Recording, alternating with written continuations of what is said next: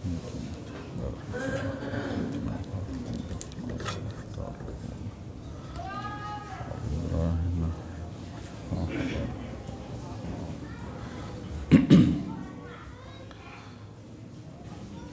الحمد لله نحمده ونستعينه ونستغفره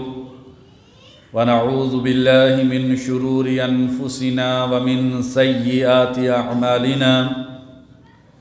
من يهده الله فلا مضل له ومن يضلل فلا هادي له وأشهد أن لا إله إلا الله وحده لا شريك له وأشهد أن محمدًا عبده ورسوله أما بعد فإن أصدق الحديث كتاب الله وخير الهدي هدي محمد صلى الله عليه وسلم وشر الأمور محدثاتها وكل محدثة بدعة وكل بدعة ضلالة يا أيها الذين آمنوا اتقوا الله حق تقاته ولا تموتن إلا وأنتم مسلمون يا أيها الناس اتقوا ربكم الذي خلقكم من نفس واحدة وخلق منها زوجها وبث منهما رجالا كثيرا ونساء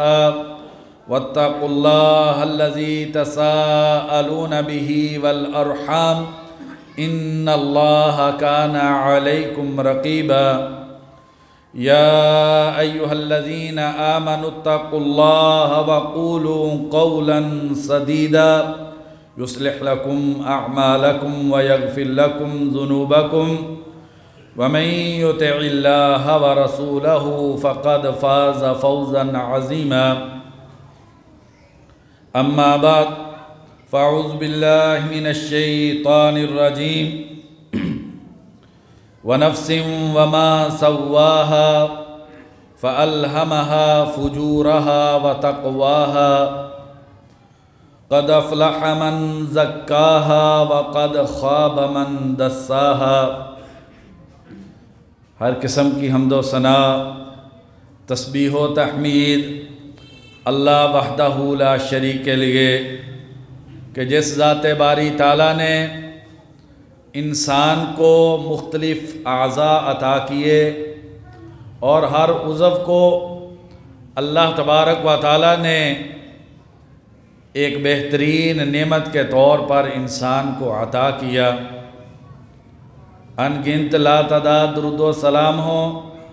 نبی اکرم صلی اللہ علیہ وسلم کی ذات اقدس پہ کہ جنہوں نے انسان کو اس بات کی بہترین تعلیم دی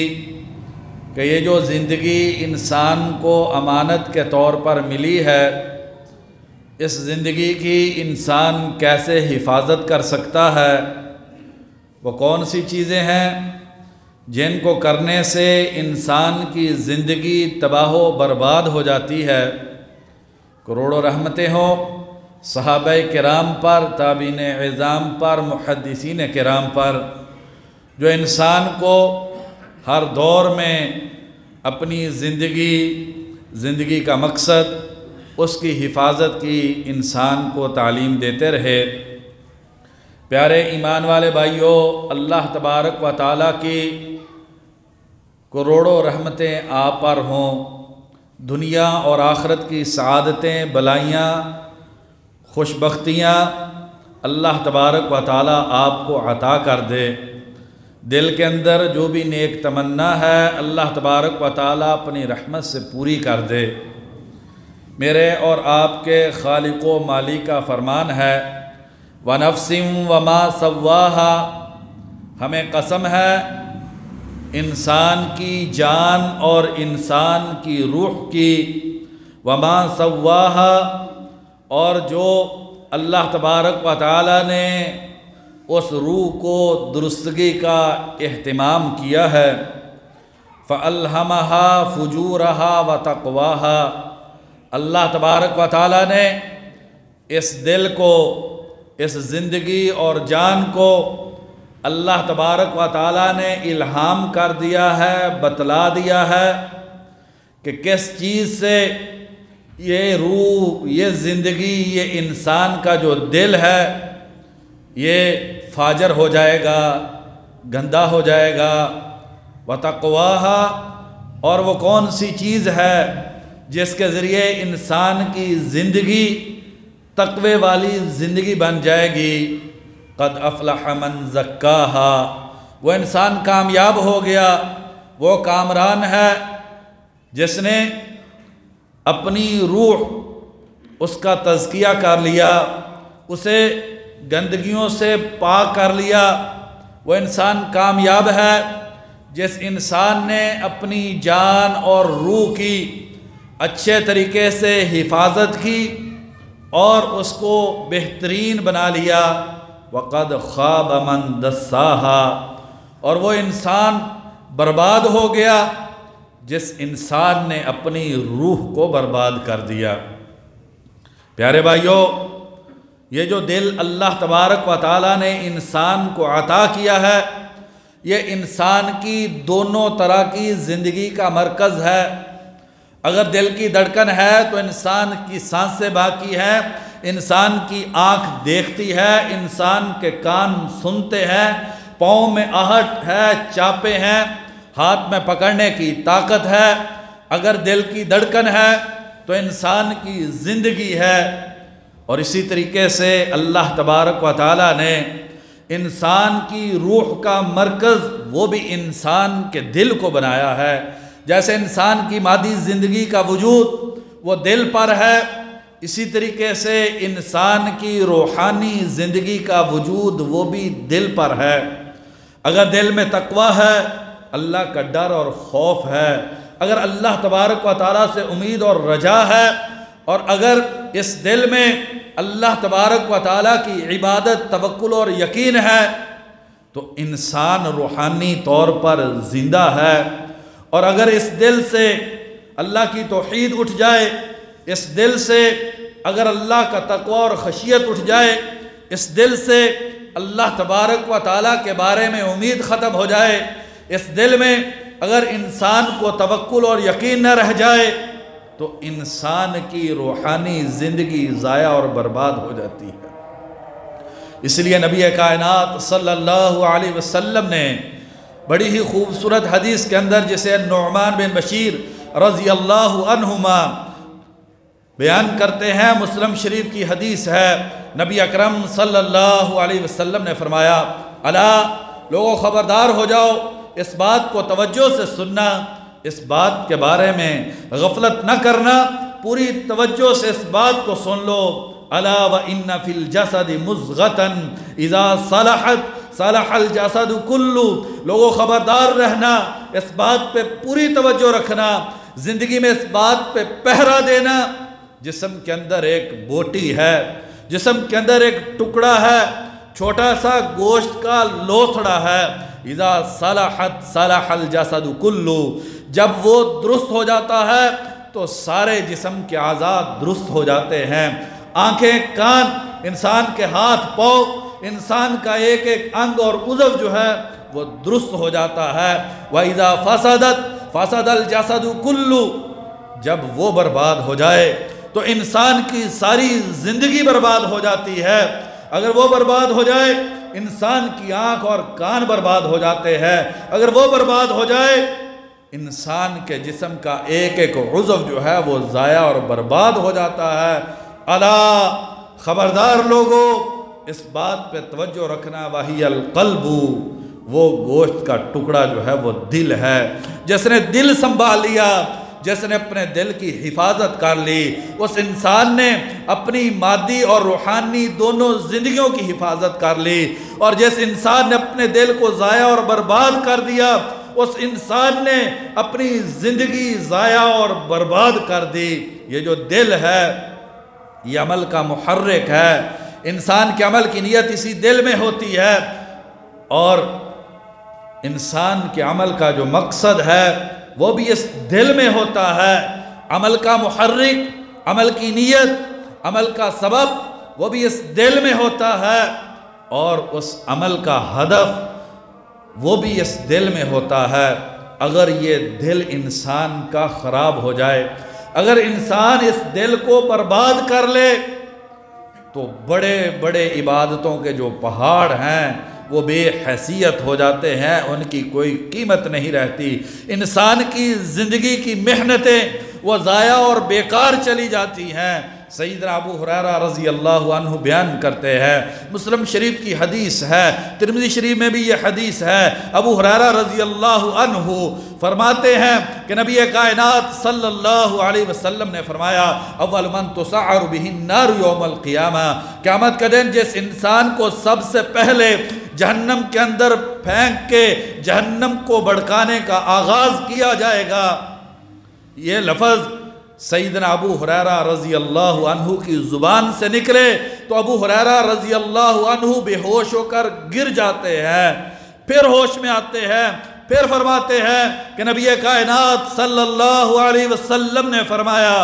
کہ قیامت کے دن جس انسان کو سب سے پہلے جہنم کے اندر پھینکا جائے گا، پھر بے ہوش ہو جاتے ہیں،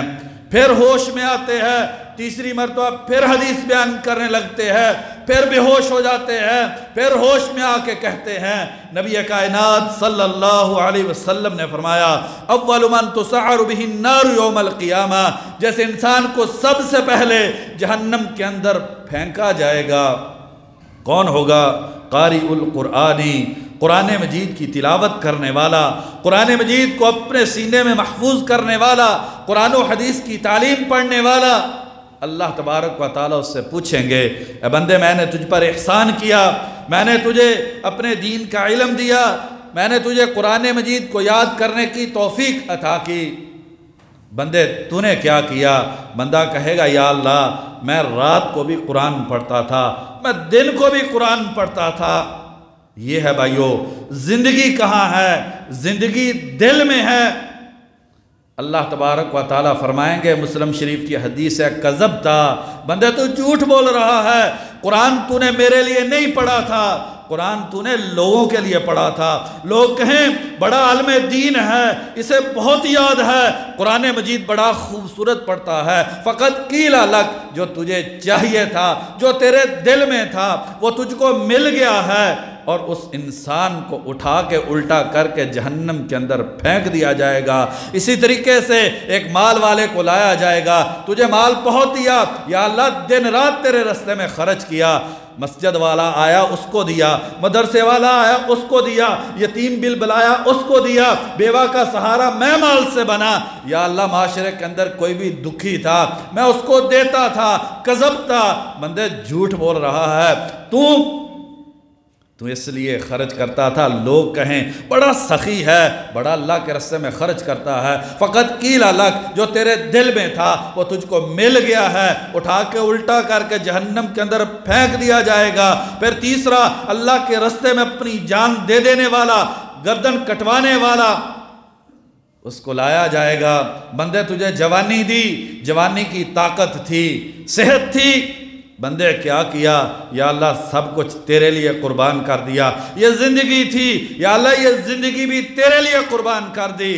اللہ تبارک و تعالیٰ فرمائیں گے کذبتا، بندے تو نے جھوٹ بولا ہے، تو نے اس لیے میدان جنگ میں تو اترا تھا، لوگ کریں بڑا بہادر ہے، بصالت و شجاعت والا ہے، اس کے پاؤں جہاں پہ جمتے ہیں جم جاتے ہیں، فقط قیل لک، جو تجھ کو چاہیے تھا وہ کہہ دیا گیا۔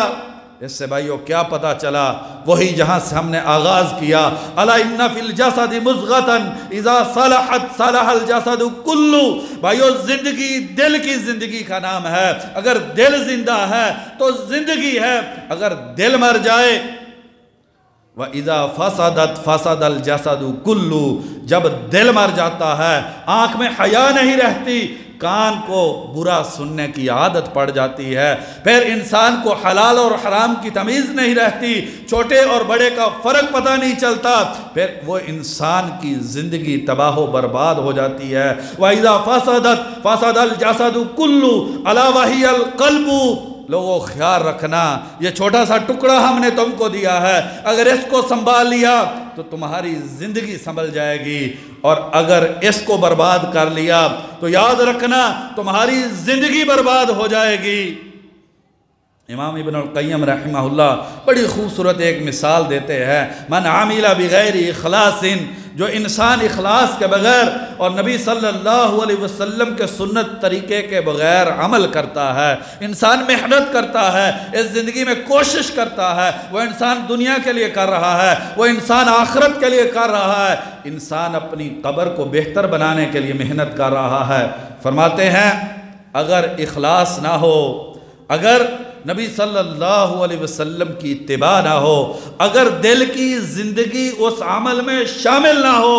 کہتے ہیں ایسے ہی ہے جیسے ایک بڑا گٹھا ہو، ایک بوری ہو، اور اس بوری کے اندر ریت ڈال کے انسان اپنے کندھے پہ سر پہ اٹھا کے صحرا کے اندر اتر جائے تو یہ بوری کا بوجھ جو ہے اسے بڑی جلدی تھکا دیتا ہے، اور انسان کو جب ضرورت پڑتی ہے وہ بوری انسان کے کسی کام کی نہیں ہے، صرف بوجھ ہے۔ اگر دل زندہ نہ ہو تو بھائیو زندگی ایک بوجھ ہے، یہ اس دنیا میں بھی بوجھ ہے، یہ قبر کے اندر بھی بوجھ ہے، یہ محشر کے میدان کے اندر بھی بوجھ ہے، اور اگر دل زندہ ہے تو یہ دنیا کی زندگی سعادت ہے، یہ دنیا ایک گلستان ہے،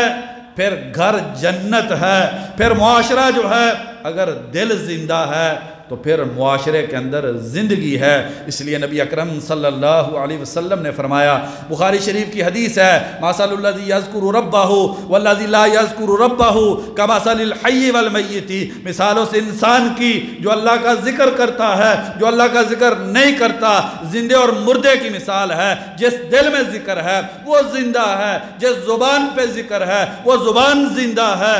اور جہاں پر ذکر نہیں ہے، جس گھر کے اندر ذکر نہیں ہے، جس زبان اور دل میں ذکر نہیں ہے، وہ گھر قبرستان ہے، وہ دل مردہ ہے، وہ وجود میت اور فوت شدہ ایک چیز ہے، اس کے اندر زندگی نہیں ہے۔ اس لیے نبی اکرم صلی اللہ علیہ وسلم کا ایک اور فرمان ہے، بخاری شریف کی حدیث ہے، آپ صلی اللہ علیہ وسلم نے فرمایا، وَلَا تَجْعَلُوا بُيُوتَكُمْ مَقَابِرَا، لوگو اپنے گھروں کو قبرستان نہ بناؤ، ان گھروں میں نماز پڑھا کرو، قرآن مجید کی تلاوت کیا کرو، اگر تم زندگی چاہتے ہو گھروں کی تو وہاں پر اللہ کی عبادت کیا کرو، جہاں پر عبادت ہے وہاں زندگی ہے، اور جہاں پر عبادت نہیں ہے وہ زندگی نہیں ہے، وہ بربادی ہے۔ امام ابن القیم رحمہ اللہ مدارج السالکین کے اندر بہت ساری چیزوں کا ذکر کرتے ہیں، ان میں 5 چیزوں کا ذکر خصوصی طور پہ کرتے ہیں جس کی وجہ سے انسان کے دل کو موت آ جاتی ہے۔ وہ 5 کام کرنے سے انسان کی زندگی تباہ و برباد ہو جاتی ہے، اور انسان جو ہے وہ ضائع اور برباد ہو جاتا ہے۔ اس میں سب سے پہلی چیز کہتے ہیں التعلق بغیر اللہ، جب یہ دل اللہ تبارک و تعالیٰ کے علاوہ کسی اور کے ساتھ یہ دل لگ جائے، اگر اس دل میں اللہ تبارک و تعالیٰ کے علاوہ کوئی اور چیز آ جائے تو یہ دل کی موت ہے، اور اس کے نتیجے میں انسان کی زندگی کی موت ہے، انسان برباد ہو جاتا ہے۔ فَلَا تَجْعَلْ مَعَ اللَّهِ إِلَٰهًا آخَرَ فَتَقْعُدَ مَذْمُومًا مَخْذُولًا، بندے اللہ کے ساتھ کسی اور کو کھڑا نہ کرنا، ورنہ تو ذلیل رسوا ہو جائے گا، بے یار و مددگار ہو جائے گا، تیری زندگی تباہ و برباد ہو جائے گی۔ اللہ کے ساتھ کسی کو کھڑا نہ کرنا، وہ تیری خواہش نفس ہے، اس کو اللہ کے مقابلے میں کھڑا نہ کرنا، وہ تیرے قوم قبیلے کے رسم و رواج ہیں، اسے اپنے اللہ کے ساتھ کھڑا نہ کرنا، اللہ کے علاوہ کسی اور کو سہارا زندگی کا نہ بنا لینا، ورنہ برباد ہو جاؤ گے۔ نبی اکرم صلی اللہ علیہ وسلم فرماتے ہیں، سیدنا ابو ہریرہ رضی اللہ عنہ بیان کرتے ہیں، بخاری شریف کی حدیث ہے، تعیس عبد الدیناری و عبد الدرہمی و عبد الخمیستی و عبد القطیفتی، برباد ہو گیا دینار کا بندہ، برباد ہو گیا درہم کا بندہ، برباد ہو گیا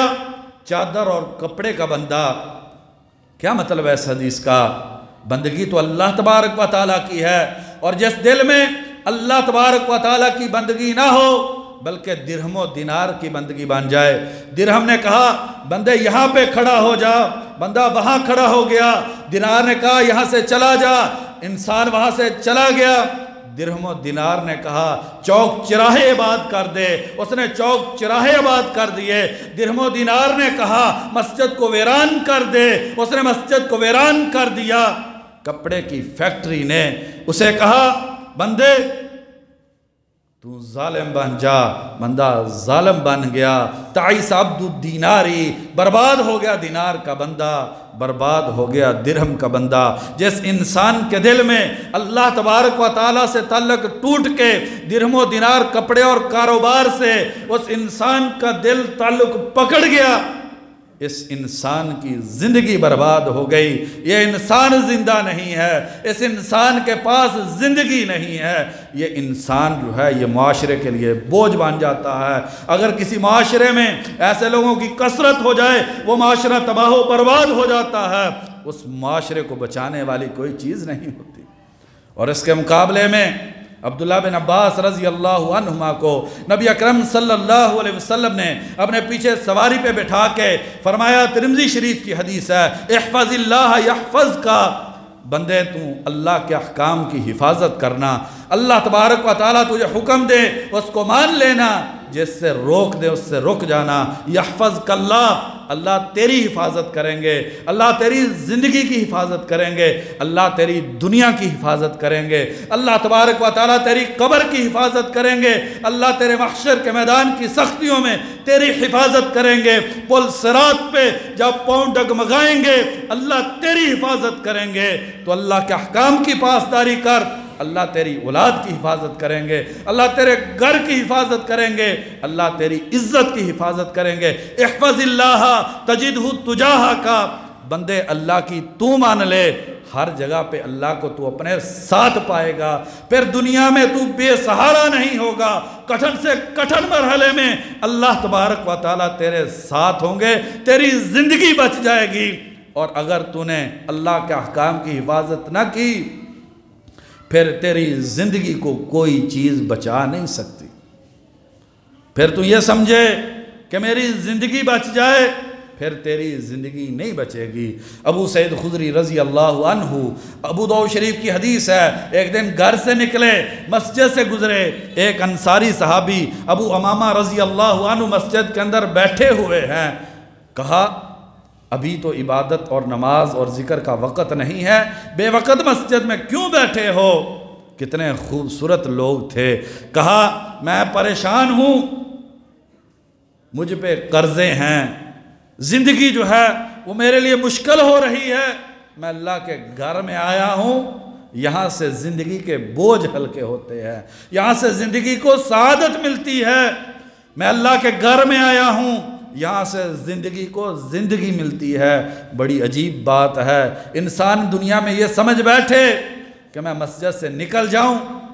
میں تیزی سے نماز کے بعد مسجد سے نکل جاؤں، میں مسجد میں نہ آؤں، پھر میری زندگی کو زندگی مل جائے گی۔ ایسا نہیں۔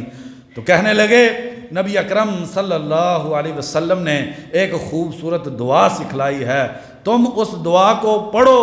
صبح بھی پڑھو، اس دعا کو شام کو بھی پڑھو، زندگی کے جو دکھ ہیں ختم ہو جائیں گے، زندگی بوجھ نہیں رہے گی، زندگی بن جائے گی۔ دعا کیا سکھلائی؟ اللہم انی اعوذ بک من الہم والحزن، یا اللہ میں دکھ پریشانی سے، میں غموں سے،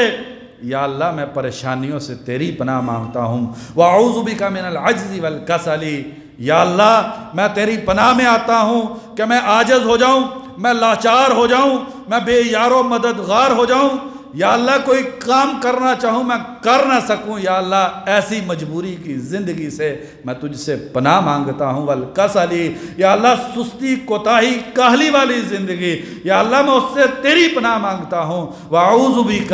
من الجبن والبخل، یا اللہ بزدلی کی زندگی، چھوٹی چھوٹی باتوں سے ڈر جانا، اگر میں نے دکان بند کر دی، مسجد میں چلا گیا، میرا کاروبار چوپٹ ہو جائے گا، اگر میں نے اپنی اولاد کو قرآن و حدیث کی تعلیم کے لیے وقف کر دیا، میری اولاد کا جو مستقبل ہے وہ ضائع ہو جائے گا۔ یہ بزدلی اور بخیلی یہ یا اللہ اس سے میں تیری پناہ مانگتا ہوں، وَأَعُوذُ بِكَ مِنْ غَلَبَةِ الدَّيْنِ وَقَهْرِ الرِّجَالِ،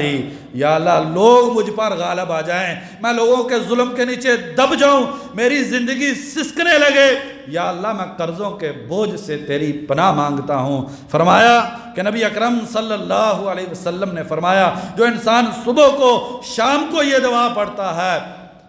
نہ اس پہ قرضہ رہتا ہے، نہ زندگی کا کوئی دکھ باقی رہتا ہے، زندگی بنتی ہے، سعادت والی، رحمت و برکت والی زندگی بنتی ہے۔ سیدنا ابو امامہ رضی اللہ عنہ کہتے ہیں میں نے اس دعا کو پڑھا، پھر جو میرے قرضے تھے اللہ نے وہ قرضے ادا کر دیے، جو زندگی میں مشکل تھی اللہ نے وہ مشکل اٹھا دی، جو پریشانی تھی وہ پریشانی ختم ہو گئی۔ کیوں بھائیو؟ اَمَّن يُجِيبُ الْمُضْطَرَّ اِذَا دَعَاهُ وَيَكْشِفُ السُّوءَ، جب انسان کٹھن حالات سے دوچار ہوتا ہے اللہ کے علاوہ کون ہے جو سہارا بن جائے؟ اس لیے سب سے پہلی چیز جیسے زندگی برباد ہوتی ہے، انسان کا جو دل ہے اللہ کے علاوہ کسی اور کے ساتھ اس کا تعلق ہو جائے۔ نبی اکرم صلی اللہ علیہ وسلم نے فرمایا، ترمذی شریف کی حدیث ہے، وَعَلَمْ أَنَّ الْأُمَّةَ لَوْ اجْتَمَعَتْ عَلَىٰ أَن يَنْفَعُوكَ بِشَيْءٍ لَمْ يَنْفَعُوكَ إِلَّا بِمَا قَدْ كَتَبَ اللَّهُ لَكَ، اگر پوری انسانیت اکٹھی ہو جائے تجھے ایک رائی کے دانے کے برابر فائدہ دینے کے لیے، تیری زندگی میں آسائش سہولت لانے کے لیے نہیں لا سکتے۔ وَلَوْ أَنَّ الْأُمَّةَ اجْتَمَعَتْ عَلَىٰ أَن يَضُرُّوكَ بِشَيْءٍ لَمْ يَضُرُّوكَ إِلَّا بِمَا قَدْ كَتَبَ اللَّهُ لَكَ، اگر پوری انسانیت اس بات پہ اکٹھی ہو جائے کہ بندے تیرا کوئی نقصان کر دے، تیری زندگی پریشانی والی بنا دے، وہ نہیں کر سکتے مگر جو تیرے رب نے لکھ دیا ہے۔ اس لیے سب سے پہلی چیز جیسے زندگی برباد ہوتی ہے، امام ابن القیم رحمہ اللہ فرماتے ہیں وہ دل کے اندر اللہ کے ساتھ دل کا تعلق نہ رہ جائے، اللہ تبارک و تعالیٰ کے علاوہ کسی اور چیز کے ساتھ انسان کا دل لگ جائے۔ دوسری چیز وقت قریب ہو گیا ہے، فرماتے ہیں کثرت الخلطہ، لوگوں سے بہت زیادہ میل جول، اور ایسی دوستیاں جو نیکی اور تقوی کی دوستیاں نہ ہوں، وہ دوستی جس کی بنیاد کاروبار ہو، دنیا کے فائدے ہوں، وہ دوستی وہ دنیا کے تعلقات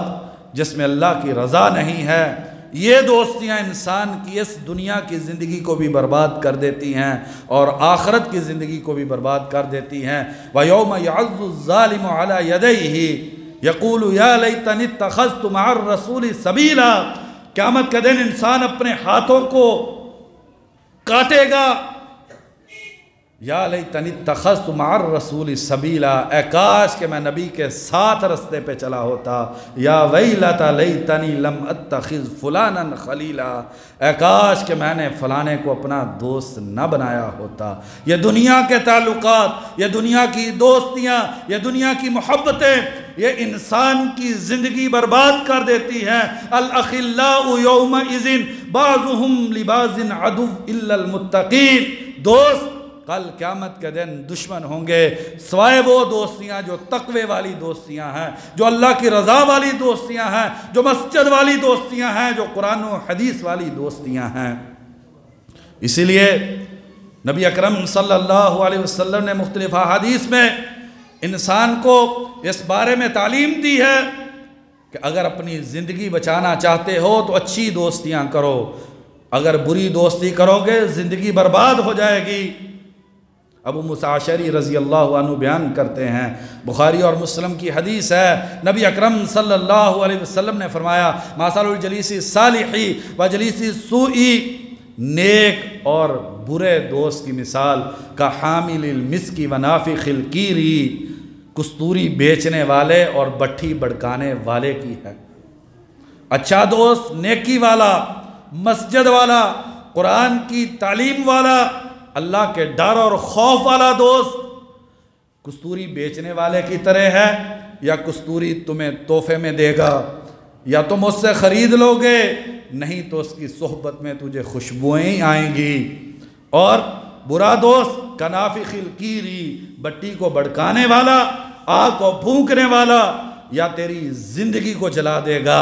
اگر تیری زندگی کو نہیں جلایا تو کم از کم بدبو آئے گی اور تیری زندگی جو ہوگی وہ زندگی نہیں رہے گی۔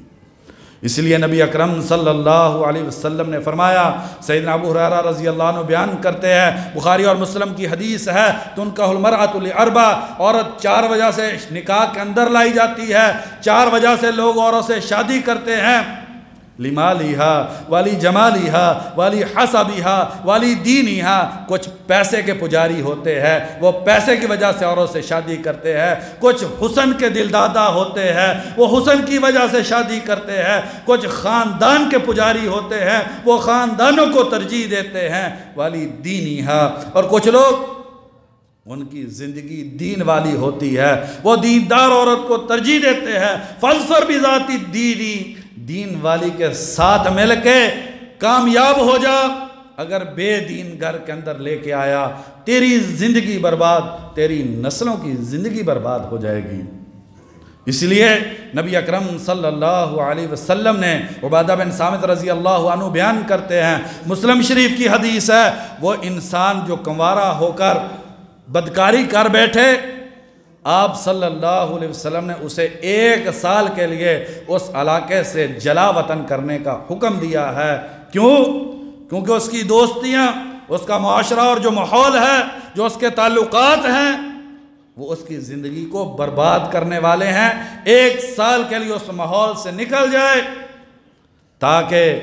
اس کی زندگی جو ہے وہ سنور جائے۔ اور اسی طریقے سے بخاری اور مسلم کی حدیث ہے،